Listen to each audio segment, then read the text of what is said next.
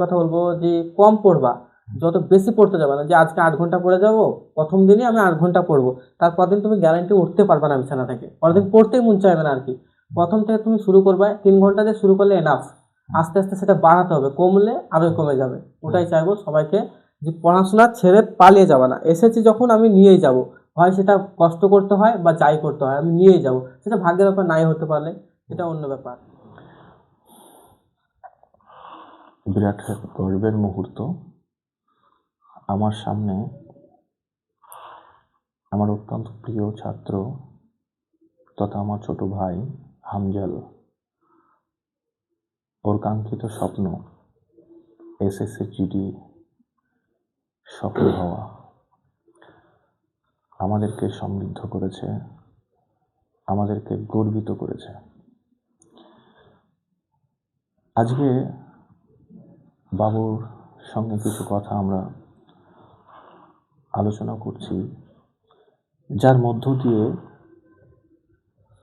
আমার অনেক বাবু যাদের স্বপ্ন আছে যে আগামী দিনে হামজাল বাবুর মতো আমরাও এসএসসি জিডির স্বপ্ন পূরণ হবে। আমরা শুনে নেব হামজাল বাবু কিভাবে তার এই কাঙ্ক্ষিত লক্ষ্যে পৌঁছালো, সে কিভাবে পড়াশোনা করেছে,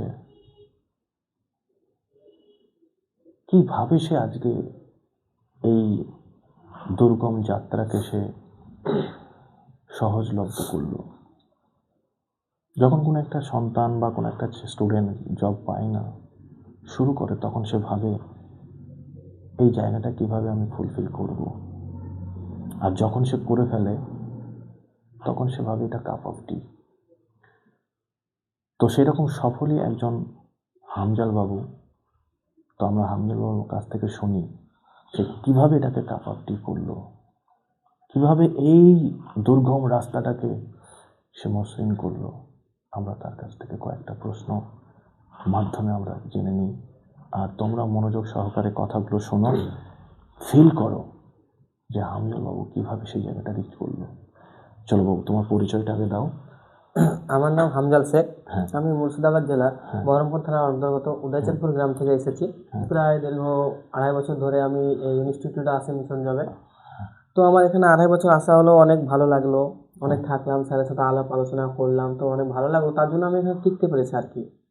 তো আমি স্যারকে অনেক ধন্যবাদ দেব, আমি এখানে সফল হয়েছি একমাত্র স্যারের জন্য।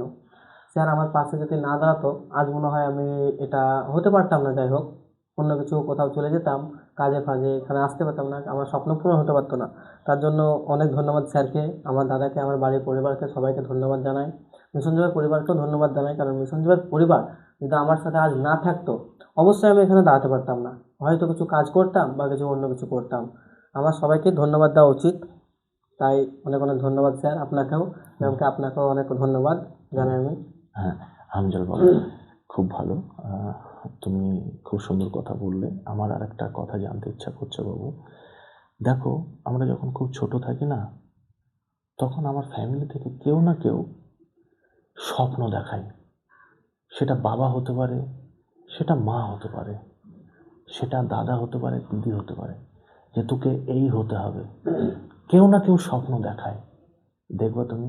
তো তোমার জীবনও মিশন জবে আসার আগেও কেউ কিন্তু স্বপ্ন দেখিয়েছিল যে তোকে মিশন জবে যেতে হবে এবং ওখানে তোকে সফল হতে হবে। কেউ একজন তোমাকে বা কেউ তোমার মোটিভেশন ছিল। অবশ্যই আমি সেই মানুষটার কথা শুনতে চাই। আমার মোটিভেশন ছিল বলতে, আমি যখন এইচএস পাস করি আমার স্বপ্ন এটাই ছিল যে আমি ডিফেন্স লাইনে কোনো একটা চাকরি করব, বাট এসএসসি জিডিতে বেশি স্বপ্ন ছিল, ড্রেসটা আমাকে অনেক ভালো লাগে আর কি। তো আমাকে ভাই দাদা বললো একটাই কথা, যে তুই এইচএস পাস কর, তো তোকে আমি ভালো দেখে একটা কোচিংয়ে রেখে দিয়ে আসবো ইনস্টিটিউটে, ওখানে থাকবে, ওখানে সব কিছু করবে। তো ঠিক আছে, আমি এইচএসটা পাস করলাম যেমন তেমন করে। তখন তো আমি পড়াশোনা কিছু করতাম না, গেমই খেলতাম আর কি। গেম খেলতে আগে গেমই খেলতাম শুধু, আমি রাত জেগে গেম খেলতাম, বাড়ির লোক জানতো না। তো আগে পড়াশোনা আমি করতাম না একবারে, আমি কিছুই জানতাম না বলেই চলে। তখন আমার দাদা বললো একটাই কথা, ঠিক আছে তুই এইচএস যখন পাস করে গেলি টেনে টুনে, চল তোকে তাহলে দেখে আসি। আমি অনেক জায়গায় দেখেছি, 2-3 জায়গায় দেখেছি ইনস্টিটিউট, তো ওখানে অতটা স্যারের ভালোবাসা আমি পাইনি। তার জন্য আমি বাড়ি এসেছি, স্যারে ফোন করেছিল আমাকে, যে আমরা বললাম যে না স্যার একটু প্রবলেমের কারণে ওখানে যেতে পারিনি। তো আমার দাদা অনেক খোঁজাখুঁজির পরে বহরমপুরে কোনো একটা দাদার কাছে যাই হোক জানতে পেরেছিল মিশন জবের এখানটা। তো আমার দাদা বললো তাহলে চল একবার দেখে আসি। স্যারের সাথে কথা বলতে তো কোনো পয়সা লাগে না, দেখাশোনা তো সব ফ্রি। ভর্তি হবো সেটা আমি নিজে দেখবো, সব কিছু এখানে ব্যবহার সবারই দেখবো, স্যারের ম্যারের সবার ব্যবহার দেখে সব জিনিসে ভর্তি হওয়া উচিত। তো চল একবার দেখে আসি। আমি এলাম, দিয়ে স্যারকে আমি কিন্তু ইন্টারভিউ নিতে আমি দেখেছি ফেসবুকে অনেকবার। তো স্যারকে আমি সেদিন বলছিলাম, কিন্তু না না করছে স্যার, কিন্তু আমি অনেকবার দেখেছি ফেসবুকে। তো আমার ঠিক চেনা পড়ছে না। দিয়ে আমাকে অনেক স্যারে বললো, সব কিছু বললাম, আমি ঘর ফর সব দেখলাম, এখানকার সব কিছু ব্যবহার দেখলাম। তো দাদাকে ভালো লাগলো, সেদিনে আমাকে ভর্তি করে দিয়ে চলে গেল এখানে আর কি। দিয়ে আমার স্যার টাইম দিল এদিন চলে আসবে, কারণ এখানে দেখতে তো হবে কোথায় রাখবে না রাখবে, সেখানটা তো আমাকে দেখতে হবে সব কিছু। তারা দেখে শুনে আমাকে ডাকলো, আমি সেদিন থেকে এখানে এলাম। তো দেখে আমাকে ভালো লাগলো এখানে থাকতে। তো যে প্রথমে আসে তাকে নিশ্চয়ই একটু ভয় লাগবে, কারণ প্রথম প্রথম যে কোনো দিন বাইরে থাকেনি তাকে অবশ্যই একটু ভয় লাগবে। একদম। দিয়ে আমি 5 দিন পরে আমার কি মন হলো, দুজন আমরা একসাথে এসেছিলাম এখানে। তো 5 দিন মন হলো কি একটা, যাই হোক ব্যাপার, ভয় থাকতেই পারে শরীরে। দিয়ে আমি সব কিছু আবার গুছিয়ে নিলাম, দিয়ে এবার বাড়ি যাবো প্ল্যান করে নিলাম। তো আমি এখন দাদাকে বললাম যে বাড়ি যাবো, বাড়িতে তো বিরাট টেনশন করছে যে এবার ভর্তি করা মাত্র পালিয়ে আসবে, একটা টেনশন জটিল হবে এগুলো। যে ঠিক আছে আমি যাচ্ছি, স্যারের সাথে কথা বলবো, সব কিছু বলবো, তারপর তুই বাড়ি আসবি। ঠিক আছে। দিয়ে দাদা এলো, স্যারে বললো, সব কিছু বললো, দাদা বললো যে আমাকেও বোঝাচ্ছে, স্যারে অনেক কিছু বোঝালো, বুঝাইছে বলে আমি এখানে অবশ্যই আছি। বোঝানোর পরে স্যার আমাকে বললো তুমি ভয় করছো, তুমি বাড়ি থেকে ঘুরে আসো। কিন্তু স্যারেরা ধরতে পারবে ছাত্র কিসের জন্য এখানে পালিয়ে যাবে। ছাত্র আগে থেকে যদি পালিয়ে যায় স্যারকে না বলে, সে সব থেকে ক্ষতি করবে, এটা গ্যারান্টি। সে তো ক্ষতি করছেই নিজের শরীরে, কারণ আমি কি করছি না করছি আমি এখন বুঝতে পারবো না, কিন্তু আমার গুরুজন অবশ্যই সেটা বুঝতে পারবে আমি কি করছি না করছি। ছোট থেকে তো আমাকে মানুষ করবে আমার বাড়ির পরিবার, বড় হয়ে কিন্তু একটা ছেলেকে বাড়ির পরিবার মানুষ করতে পারবে না অবশ্যই। সেটা আমার গুরুর হাত ধরে হোক বা শিক্ষকের হাত ধরে হোক, যার হাত ধরে হোক বড় হতে হবে, বড় হয়ে। কিন্তু সবাই এই বয়সে সবাই ভুল কাজই করে অবশ্যই, কিন্তু স্যারদের সাথে বা কারো নিজে যে বড় পদে আছে তার কাছে এই উপদেশ নেওয়া উচিত, তুই করবো না করবো। ঠিক ঠিক এটাই বলবো আর কি। হ্যাঁ হ্যাঁ, হামজল বাবু যে কথাটা বললো যে মিশন জবে আসার, আমি যে প্রশ্ন করেছিলাম কার গুরুত্ব ছিল, তো সেখানে আমি হামজলবাবুর কথা থেকে বুঝতে পেলাম যে হামজলবাবুর দাদা ছিল একদম মিশন জবে আনার কারিগর। দাদার নামটা কি? আমার দাদার নাম হচ্ছে হিলাল শেখ। হ্যাঁ, তো আমি চাই এই যে হিলাল দা, এইরকম দাদা প্রত্যেকের বাড়িতে থাকুক, ছোট ভাইকে তার সঠিক ডেস্টিনেশনে পৌঁছে দেখ। যে ভাই এসেও 5 দিন পরে 2 বন্ধু একসঙ্গে এসেছিল, তারপর এক বন্ধু যখন চলে যায় আর এক বন্ধুর মন টিকে না, কিন্তু দাদা বুঝতে পেরেছিল আমার ভাই ওখানে রাখলে ও জীবনে মানুষ হবে। তো দাদার সেই গুড ডিসিশন আজকে তার লাইফ তৈরি হয়ে গেল, আজকে এসএসসি জিডি জব পেল। তাই আমি বলবো দর্শক, আমার ভাই বোনেরা যারা শুনছো কথা, এরকম দাদা সবার ঘরে ঘরে হোক। ভাই ভুল করবে, দাদা সেটা কারেকশন করবে, ভুল নয়, কারেকশন। তো আমার খুব ভালো লাগলো তোমার দাদা এই যে তোমার এই জায়গাটা আজকে এনে দিয়েছে ভাই, খুব ভালো। এবার তুমি মিশন জবে এলে, তোমার কথা শুনে বুঝলাম যে তুমি খুব গেম খেলতে, খুব গেম খেলতে। তাহলে একটা ছেলে, দেখো তোমার মতো অনেক যারা গেম খেলে, অনেক স্টুডেন্ট আছে তারা এখনও গেম খেলে। তো তুমি গেম থেকে বেরিয়ে তুমি আজকে জব পেলে, তাহলে যারা গেম খেলে তাদের জন্য তোমার কি কোনো পরামর্শ দেওয়া হবে? অবশ্যই স্যার দিতে পারবো। গেম যে খেলে, গেম জিনিসটা নিজেকে লাইফটা বরবাদ করবে অবশ্যই, কিন্তু সে এখন বুঝতে পারবে না যে আমার লাইফ বরবাদ হচ্ছে। সেখানে যদি বাড়তে থেকে গেম বাড়তে থাকুক, পড়াশোনা করুক, যাই করুক, গেম সে খেলবে বাড়তে থাকলে। কিন্তু যদি একটা ইনস্টিটিউটে যায়, সেখানে দেখবে, থাকবে, স্যারের ব্যবহার দেখবে, তখন আস্তে আস্তে নিজের মনে হবে যে গেমটা ডিলিট করে দেওয়া উচিত। আমি যখন এখানে প্রথম এসেছি তখনই গেম খেলতাম, গিয়ে দেখলাম সবাই এখানে পড়ছে, এখানে থেকে শুনে দেখে নিজে বাড়িতে পড়লে কেউ পড়ছে না, আমাকেও ভালো লাগবে না, কিন্তু কোনো জায়গায় থাকলে কাউকে দেখে পড়তে ভালো লাগবে। তখন আমি দেখলাম সবাই পড়ছে, স্যারও পড়তে বলছে, অনেক মারছে, এত ভয় লাগছে আমাকেও। তখন আমি সেদিন থেকে ভাবলাম যে গেম আমাকে ডিলিট করতে হবে, কোনো পদে আমাকে উঠতে হলে গেম আগে ডিলিট করতে হবে। যে জিনিসে লুপ্ত থাকুক না কেন সেটা ছাড়তে হবে আগে। বন্ধু বান্ধব অনেক আসবে, আমাকে স্যার বলেছিল যে কিছু পেতে গেলে কিছু হারাতে হবে। এটা কিন্তু এখন বাস্তব আমি মানছি, কারণ আগে মানতাম না। কিছু পেতে গেলে বন্ধুগুলো হারাতে হবে। সে বন্ধু আমার ফোন করতো না, তারা আমাকে এখন ফোন করে বলছে যে কেমন আছিস। এখন অনেক বন্ধু হয়ে গেছে চাকরি পাওয়ার পরে, আগে সেগুলো ছিল না, এটাই আমি ভালো লাগে। আর কি। ঠিক ঠিক বাবু, আমি প্রথম দিকে তোমাকে দেখেছিলাম তোমার পড়াশোনায় নিজের সেলফ স্টাডি করতে তোমার খুব ইচ্ছা করতো না। তো তখন আমি একটা জিনিস তোমার মধ্যে দেখেছিলাম, সেটা হচ্ছে তুমি ক্লাস বেশি বেশি করতে। তোমার নিজস্ব একটা ব্যাচ ছিল, সেটাকে উপেক্ষা করে যেখানে সমীর স্যারের ক্লাস আছে সেখানে তুমি ঢুকে যেতে। হ্যাঁ স্যার, মনে আছে? এটা ঠিক হ্যাঁ, স্যার। তুমি ক্লাসে ঢুকে পড়তে, প্রচুর ক্লাসে তুমি অ্যাটেনশন থাকতে। আগে স্যার খুব ছিলাম, ঠিক তো? আমি 2টো ক্লাসই করে নিতাম ডবল ডবল ক্লাস করতে, এবং সেখানে দেখা গেছে তুমি বাড়িতে ম্যাথ রুমে প্র্যাকটিস করোনি, ক্লাসেই তোমার ম্যাথ রেডি হয়ে গেছে। হ্যাঁ স্যার, ঠিক তো কথাটা? কি রুমে প্র্যাকটিস না করলেও চলবে, কিন্তু ক্লাসে মনোযোগ সহকারে তাকে পড়তে হবে। হ্যাঁ স্যার কি করাচ্ছে সেটা বুঝতে হবে, কারণ বুঝাই তো আমাকে ইউটিউবে সবাই বুঝাবে, কিন্তু এখানে কি করে বুঝাচ্ছে সেটা তো আমাকে জানতে হবে। সব জায়গায় বড় করে বুঝাচ্ছে, কোনো জায়গায় চাকরি পেতে গেলে আগে শর্ট নিয়ম জানতে হবে। আমি এখনো পর্যন্ত চাকরি পাওয়ার পরেও বলে দিচ্ছি, আমি লং প্রসেস জানি না। আমি স্যারের কাছে যত শিখেছি শর্ট প্রসেস, ওতেই আমি চাকরি পেয়ে গেছি, কারণ ওখানে শর্টই দরকার, লং তো দরকার নাই আমার। আমার ওখানে অ্যান্সার গোল করা নিয়ে দরকার, ওখানে তোমাকে দেখবে না তুমি কত শিক্ষিত, আমার শুধু অ্যান্সার বার করা নিয়ে দরকার, সে শর্ট হোক আর লং হোক। এটাই আমি এখানে শিখেছি, যে শর্ট প্রসেস অনেকটা শিখে নিয়েছি, তার জন্য আমি এখানে সফল হতে পেরেছি। বাহ, ভেরি গুড বাবু। একটা জিনিস বুঝতে পারলাম হামজাল বাবুর কথা শুনে, যে হামজাল বাবু বলছে যে চাকরি পেতে গেলে আমাকে পেতে গেলে যেরকমভাবে ম্যাথ শিখতে হবে সেরকমভাবে করতে হবে, তবেই চাকরি পাওয়া যাবে। যে ম্যাথে প্রচুর বিজ্ঞ, প্রচুর জ্ঞানী, দেখা যাচ্ছে কেউ ম্যাথ খুব ভালো জানে, অনেকে আমরা দেখি, অনেক সায়েন্সের স্টুডেন্ট আছে বা ম্যাথমেটিশিয়ান আছে, আমরা লক্ষ্য করি তারা ম্যাথ জানে, প্রচুর নলেজেবল, কিন্তু সেই নলেজটা আমাদের চাকরির পরীক্ষায় অনেক সময় কাজে আসে না। কেন? চাকরির পরীক্ষায় কী হয়, সেখানে আমার সময় থাকে না, অল্প টাইম, 1 ঘন্টায় আমাকে করতে হবে। এসএসসি জিডির 1 ঘন্টায় 80টা প্রশ্ন আনসার দিতে হবে। সুতরাং আমাকে বাহাদুরি দেখানোর জায়গা কিন্তু পরীক্ষা হল নয়, কত দ্রুত তুমি পাচ্ছ, কত দ্রুত পাচ্ছ, নলেজটা দেখানো নয়, নলেজটা খাতায় দেখে আসতে হবে। তো হামজাল বাবু কথাটা সত্যি আমার মনে হয় যে সমস্ত ভাই বোনেরা আগামী দিনে এসএসসি জিডি পরীক্ষা দিতে চাইছো তাদের কিন্তু খুবই কাজে লাগবে, তাই তো হামজাল বাবু? অবশ্যই। হ্যাঁ, আর ক্লাসে কেমনভাবে অ্যাটেম্প থাকবে তুমি তো বলেই দিয়েছো, ক্লাস কেমনভাবে করা উচিত তাদের? ক্লাস করা উচিত, ক্লাসে এসে অনেকজন অনেক রকম মোবাইল দেখে, কেউ পাশের জনের সাথে গল্প করে।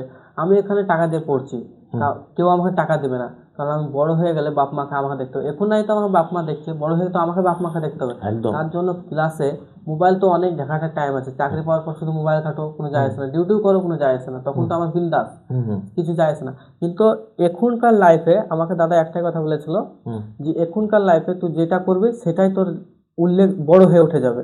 তুই এখন পড়াশোনা করবি, পড়াটাই মনোযোগ বসে যাবে, কিন্তু এখন যদি তুই মোবাইল ঘাটে সারা জীবন তোকে ওই রকম ভাবে থেকে যেতে হবে। তার জন্য আমি ক্লাসে একটাই বসে থাকতাম, শুধু স্যারের দিকে তাকিয়ে থাকতাম, কি করাচ্ছে, ওটা কিভাবে হচ্ছে সেটা আমি ভেবে নিতাম। সেটা আমি রুমে যেয়ে প্র্যাকটিস করতে হবে, কারণ ক্লাসে করে নিয়ে রুমে যদি সেটা না দেখে, চর্চা না করে, সে জীবনে ওটা শিখতে পারবে না। স্যারে তো ওটা একবারই শেখাবে, দ্বিতীয়বার তো আবার শেখাতে গেলে তোমাকে আবার 1 বছর লাগবে। আমাকে তাড়াতাড়ি চাকরি পেতে হবে, তাড়াতাড়ি কি করে পেতে হয় সেটা নিজের পক্ষেও সম্ভব করতে হবে। স্যার তোমাকে রাস্তা দেখিয়ে দেবে, কিন্তু রাস্তায় চলার দায়িত্ব তোমাদের থাকবে। একদম ঠিক। আচ্ছা দর্শক, তোমরা মনে হয় আরেকটা জিনিস চাইছো জানতে, সেটা হচ্ছে এসএসসি জিডির সিলেবাসটা কি, বা কোন কোন জায়গা জোর দিলে এসএসসি জিডি চাকরি খুব সহজে পাওয়া যায়। তুমি একটু যদি সিলেবাসটা এসএসসি জিডির বলে দাও খুব ভালো হয়। সিলেবাস থাকে এসএসসি জিডি যাই হোক 5টা, সেটা চুজ করতে হয়। একটা ম্যাথ, রিজনিং, আর একটা হিন্দি বা ইংলিশ, যেটা চুজ করবে। আর জিকে তো থাকবে, ওটা জেনারেল অ্যাওয়ারনেস থাকবে। বাট আমি যেটা বলবো, এসএসসি জিডির চাকরি নিতে গেলে আগে তোমার সিলেবাস কি কি থাকবে, জেনারেল অ্যাওয়ারনেস আমি বলে দিলাম একটা সাবজেক্ট ওটা, কিন্তু ওর ভিতরে কোন কোন টপিক থাকবে এটা আগে খাতায় লিখে নেওয়া উচিত। অবশ্যই লিখে নিয়ে সে একটা করে টপিক শেষ করবে, একদিনে ধরলো 1 বছর টাইম, মানে 365 দিন, অনেক দিন। সেটা সে একদিন জেনারেল অ্যাওয়ারনেস করলে, একটা টপিক করলো, সেটা রাইট দিবে, সেটা অনেক ভালো হয়। যে একটা ম্যাথ করলো, একটা টপিক ধরলো, সে অনুপাত সমানুপাত হোক যাই হোক, সেটা শেষ করলো, মনে শান্তি পাবে আর কি ওটা শেষ করলে। কিন্তু সে যদি পড়েই চলে যায় আর যদি কিছুতে রাইট না দেয়, মনে শান্তি জীবনে পাবে না। তখন আমার একটা সব ভাগ ছিল, যে এখন এটা পড়বো, তখন এটা পড়বো, আবার ক্লাস থাকতো, তখন তো আমি আগের রাতে আমি দেখে নিতাম ক্লাস কী কী আছে। ক্লাসের পরে আমি রুটিন তৈরি করতাম, ক্লাস দিয়ে দিত, তখন আমি কালকে রুটিন তৈরি করতাম, ক্লাসটা এখন করে নেবো, তখন কী করে ওগুলো আমার শেষ করতে হবে। কারণ তুমি আজকে যদি 3 ঘন্টা পড়ো, তো কালকে তোমাকে 2 ঘন্টা পড়তে হবে, কালকে তোমাকে বাড়ানোর চেষ্টা করতে হবে, যে কতটা আমি ওপরে উঠতে পারি। প্রথম যারা করবা, সেটা আমি একটাই কথা বলবো, যে কম পড়বা, যত বেশি পড়তে যাবে না, যে আজকে 8 ঘন্টা পড়ে যাবো, প্রথম দিনই আমি 8 ঘন্টা পড়বো, তারপর দিন তুমি গ্যারান্টি উঠতে পারবে না বিছানা থেকে, পরের দিন পড়তেই মন চাইবে না আর কি। প্রথম থেকে তুমি শুরু করবে, 3 ঘন্টা দিয়ে শুরু করলে এনাফ। আস্তে আস্তে সেটা বাড়াতে হবে, কমলে আরোই কমে যাবে। ওটাই চাইবো সবাইকে, যে পড়াশোনা ছেড়ে পালিয়ে যাবে না। এসেছি যখন আমি নিয়েই যাব, হয় সেটা কষ্ট করতে হয় বা যাই করতে হয় আমি নিয়েই যাব। সেটা ভাগ্যের ব্যাপার, নাই হতে পারলে সেটা অন্য ব্যাপার, বাট পরিশ্রম তো করতেই হবে। বেশ বেশ, খুব ভালো লাগছে আমার কথাগুলো শুনে। আমি আরেকটা কথা তোমার কাছ থেকে জানতে চাই। চাকরি হলো, আগামী দিন জয়েনিংও হয়ে যাবে, তো ফিউচার প্ল্যান কি আছে তোমার? স্যার ফিউচার প্ল্যান আছে বলতে গেলে আমি সারা জীবন আমার মা বাবাকে দেখতে চাই। আমার বোনরা আছে, ভাই বোন অনেক আছে যারা আমাকে সাহায্য করেছে আর কি, আমি সবাইকে দেখতে পাই। ফিউচার প্ল্যান তো থাকবে সবারই। আমার ড্রিম আছে একটা বাইক কেনা, ওটাই নিবো আর কি, হবেই বাইক কিনবো আমি আর কি। আমার কি বাইক বাইক আছে, কিনবে তুমি? আমার ক্লাসিক কেনার শখ আছে আর কি। আচ্ছা, বেশ বেশ, খুব ভালো বাবু, সব পূরণ হবে। আচ্ছা বেশ, তো আজকে তুমি যে জায়গাটায় আছো, তুমি এখানে এই ক্যামেরার সামনে কাদের কাদের ধন্যবাদ দিতে চাও? আমি অবশ্যই আমার ইনস্টিটিউটে যতজন আমাদের স্যার শিক্ষক শিক্ষিকা আছে সবাইকে ধন্যবাদ দেবো, কারণ এরা না থাকলে আমি এখানে এসেছি। নিশ্চয়ই আমার বাড়ি পরিবারই পাঠাইছে, কিন্তু এরা না থাকলে তো আমি ওপরে উঠতে পারতাম না। আমার বাড়ি পরিবার তো পাঠিয়ে দিয়েছে, কিন্তু স্যার ম্যামেরা তো আমাকে তৈরি করেছে যে এরকমভাবে পড়তে হবে সব কিছু। সবাইকে ধন্যবাদ দিতে চাই আমি। আমার স্যার দেখে শিক্ষিকা দেখে অনেক কিছুই থাকবে, ধন্যবাদ সবাইকে ধন্যবাদ দিতে চাই। বাড়ির পরিবারকে, আমার দাদাকে বেশি করে ধন্যবাদ দিতে চাই শুদ্ধে। আর সুমিত স্যার তো আছে, তো ও বারবার বলতেই হবে, ধন্যবাদ দিতেই হবে, কারণ সুমিত স্যার আমাকে তৈরি করেছে, এখানে রেখেছে সুমিত স্যারই সব কিছু। সুমিত স্যারকে অনেক ধন্যবাদ দিই আমি, জানাই। আচ্ছা, সমীর স্যার তোমাকে ক্লাসে কত বকাবকি করেছে, তার জন্য একটু মানে ধন্যবাদের অপোজিট কিছু দেবেন না তো? না স্যার, আমি ওটা নিজেকে তৈরি করার জন্যই আমাকে বকাবকি নিশ্চয় করেছে। সেটা যদি নিজের মাইন্ডে নিয়ে নেয় যে স্যার আমাকে ভালোবাসে না, সেটা সব থেকে ক্ষতিকর ব্যাপার। ঠিক ঠিক, তোমার চোখের সামনে কতজনকে কত বকেছে, আগে তো খুব আমি রেগে। তো অনেকবার মার খেয়েছি, আমার এখনো মনে আছে আমি কতবার মার খেয়েছি। যাই হোক, আমি মাঠে মার খেয়েছি রান করতে গিয়ে, এখানে মার খেয়েছি ম্যাথ প্র্যাকটিস করি না বলে। কারণ ওই মারটা না খেলে আমি আজ এখানে আসতে পারতাম না, প্র্যাকটিসটা না করলে আমি এখানে আসতে পারতাম না আর কি। ঠিক, না তখন মনে হয়েছিল, বাট আমি নিজের কষ্ট করে থেকে গেছিলাম তাও, যে একবার আমি ঘুরে এসেছি। আজকে সাফল্যটা বেশি আনন্দের আমার। না ওটা ভুলে যাবো, সাকসেস হয়ে গেলে সব পেছনকার জিনিস সব ভুলে যাওয়া উচিত, সাকসেস হয়ে গেলে। ঠিক, না মানুষগুলো আমি বলে দিলাম ভুলবো না সারা জীবনেও, কারণ আমি যেখান থেকে বড় হয়েছি সেখানটা ভুলে যাওয়া উচিত নয় অবশ্যই। যে আমাকে বড় করছে, গুরুজন আমাকে বড় করছে, তাকে ভুলে গেলাম আমি, কিছু সবই ভুলে গেলাম। ঠিক। দর্শক, আমরা অনেক কিছু শুনলাম, অনেক কথা শুনলাম। তো তোমার লাস্ট, আমি যারা ধরো তোমার মতো স্টুডেন্ট, তাদের জন্য কোনো বার্তা থাকবে, যারা একদম তোমার মতো মানে তুমি এতদিন অ্যাসপিরেন্ট ছিল, আজকে সফল হয়েছে, তোমার মতো যারা সফল হতে চায়, ধরো তাদের জন্য তোমার কোনো বার্তা থাকবে? অবশ্যই স্যার বার্তা থাকবে।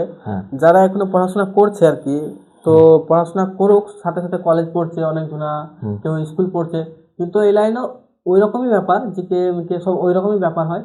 কিন্তু সব কিছু পড়াশোনা করার সত্ত্বেও বাড়িতে থেকে পড়াশোনা সব থেকে ক্ষতিকর ব্যাপার, কারণ বাড়িতে পড়াশোনা হয় না। আমি সেটা এখন বুঝতে পারছি, বাড়িতে পড়াশোনা হবে না। কোনো জায়গায় ইনস্টিটিউটে দেখে শুনে ভর্তি হয়ে থাকে, খাওয়া দাওয়া সব এখানেই করলে তো সব কিছু হয়ে যায়। তো এখানে ভর্তি হয়ে স্যারদের সাথে মিল করতে হবে, কারণ এই লাইনে আমি কিছু জানতাম না। এখানে না এলে আমি তো কম্পিটিটিভ লাইনে কিছুই জানতাম না, এখানে আসার পর সব কিছু লাইন জেনেছি। ছাত্রদেরকে একটাই বলবো যে পড়াশোনা ছেড়ে দিয়ে কেউ পালিয়ে যাবে না, যেটা তুমি নিব বলবা সেটা নিয়েই ছাড়বা, ওটাই বলবো আর কি। বাহ, ভেরি গুড। আমি কথাগুলো শুনে আমার এটুকু মনে হচ্ছে, আমজাল যে কথাগুলো আমাদের সামনে ও বললো আজকে, সত্যি সেই কথাগুলো কিন্তু অমূল্য। অমূল্য তাদের জন্য আরও বেশি করে, যারা আগামী দিনে এসএসসি জিডির চাকরি পেতে চায়। আমার মনে হয় তাদের একটা পথ পেল, তারা একটা ওয়ে পেল, যে কীভাবে তারা পড়াশোনা করলে তারা একটা রাস্তা পেতে পারে। আজকের এই আলোচনাটা আমার মনে হয় প্রত্যেকটা যারা এসএসসি জিডির অ্যাসপিরেন্ট তাদের জন্য একদম পাথে হয়ে থাকবে। তো আমার খুবই ভালো লাগলো সমজলবাবুর এই একান্তে যে বাবুর সঙ্গে আজ আমার আলোচনা হলো। এরকম আলোচনা আমি মনে মনে অনেক আগেই চাইতাম, যে বাবু যেদিন চাকরি পাবে সেদিন বাবুর সঙ্গে একটা এরকম আলোচনা, যাতে আমার ফিউচার যারা অ্যাসপিরেন্ট হবে এসএসসি জিডি তাদের কাজে লাগবে। সত্যি সেটা আমাদের আজকে সেই আলোচনাটা হলো, এবং বাবু যে জায়গাটায় আসতে পেরেছে, বাবুর সঙ্গে আমি বুঝতে পারলাম, সেটা সত্যি আমাদের কাছে বিরাট গর্বের। এইরকম হয়তো অনেকেই চায় যে সমীর স্যারের সামনে, মিশন জবের অফিসে গিয়ে কথা বলি স্যারের সামনে। এটা সবাই চাইলে কিন্তু পারে না, সবার ভাগ্যে জোটে না। সুতরাং আমিও চাইলে অনেক এরকম আমার একটা নিষ্ঠাবান, একটা ডেডিকেটেড স্টুডেন্ট আমিও পাই না, যে আমাকে চাইবে তাকেই আমি পাবো। তো সত্যি আমার কাছে বিরাট একটা গর্বের, বিরাট একটা মুহূর্ত দর্শক। তাই যারা চাইছো যে আগামী দিন তোমার প্রিয় স্যারের সঙ্গে এরকম কিছু একান্তে কথা বলবে, এটা বিরাট বড় একটা অ্যাচিভমেন্ট, বিরাট বড় একটা প্রাপ্তি। তোমরা লেগে পড়ো। তোমরা, আমি শুধু মিশন যোগ বলবো না, যে কোনো কোচিং সেন্টার যেখানে পড়ছো তোমরা, সেখানে স্যারকে সম্মান দিয়ে ভক্তি করে তোমরা লেগে পড়ো। নিশ্চয়ই তোমার স্বপ্ন পূরণ হবে। আর সেই সঙ্গে সঙ্গে তোমার বাবা মা যারা চেয়েছে বলেই তোমার প্রতিষ্ঠানে গেছো, তাদেরও স্বপ্নটা পূরণ হবে। তুমি বুঝতে পারবে না, তুমি জানতে পারবে না, তাদের চোখের অশ্রু তোমার আনন্দের জন্য তারা পড়বে।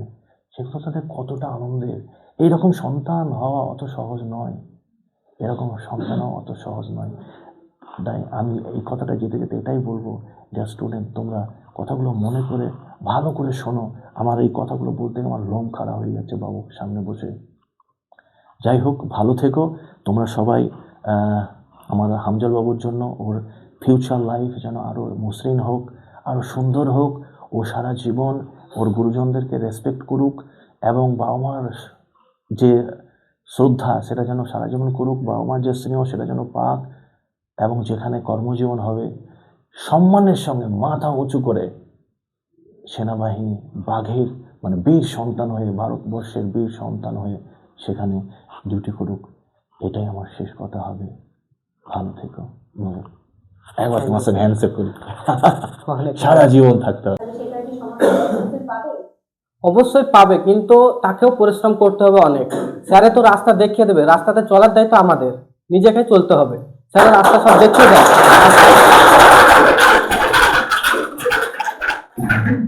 স্যারের রাস্তা দেখিয়ে দেবে, চলতে হবে কিন্তু নিজেকে। ভবিষ্যৎ নিজের, স্যারের না। স্যারে শুধু আমাদেরকে পড়াবে, সবকিছু করে দেবে, স্যারের মুখে নিয়ে যাবে, কিন্তু স্যারে কিন্তু সব জায়গায় থাকবে না। স্যার অবশ্যই আমাদেরকে সাকসেস পেয়েছি, অনেক খুশি আমি স্যারের পক্ষ থেকে। স্যারকে অনেক ধন্যবাদ জানাই। ওটা